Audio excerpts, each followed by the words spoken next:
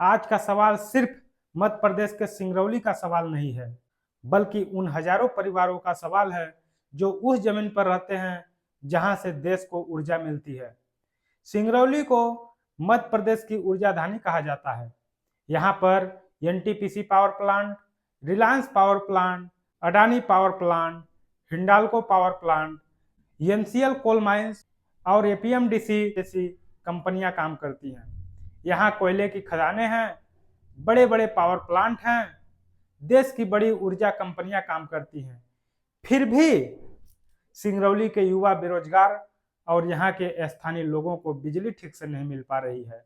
यहाँ के लोगों को न तो दिन में बराबर बिजली मिलती है, न ही रात में। लेकिन आज सवाल यह है कि जिस क्षेत्र से देश के घरों, उद्योगों और शहरों को रोशनी मिलती है, वहां के आम लोगों की जिंदगी में विकास की रोशनी कितनी पहुंची है। अगर सिंगरौली इतना बड़ा औद्योगिक क्षेत्र है तो यहाँ का युवा रोजगार के लिए दूसरे शहरों में क्यों जाना पड़ता है।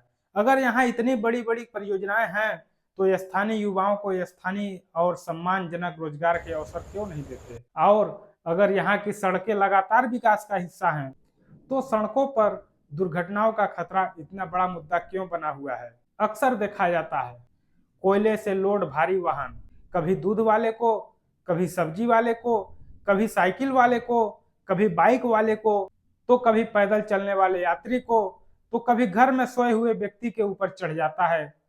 घर में सोया हुआ व्यक्ति भी सुरक्षित नहीं है सिंगरौली में, और उनकी मौत हो जाती है, उनका घर बर्बाद हो जाता है, उनके बच्चे अनाथ हो जाते हैं, उनकी पत्नी विधवा हो जाती है, बच्चे रोते हैं, पत्नी बिलखती है, परिवार में शोक और सन्नाटा छा जाता है।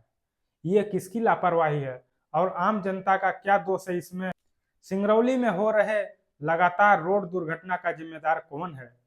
आज हम किसी व्यक्ति, अधिकारी, कंपनी या सरकार पर बिना प्रमाण आरोप लगाने नहीं आए हैं।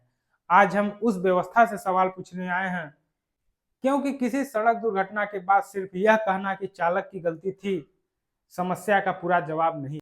और सड़कें हैं, लेकिन क्या भारी वाहनों के लिए अलग सड़कें हैं या स्थानीय यातायात, पैदल चलने वाले और दो पहिया वाहनों, लाइट व्हीकल के लिए अलग से सड़कें हैं? जवाब है नहीं। यही रोड में हो रहे दुर्घटना का सबसे बड़ा कारण है।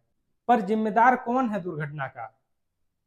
जिस गंभीरता से औद्योगिक उत्पादन को देखा जाता है, क्या उस गंभीरता से स्थानीय लोगों की सुरक्षा का ध्यान रखा जाता है?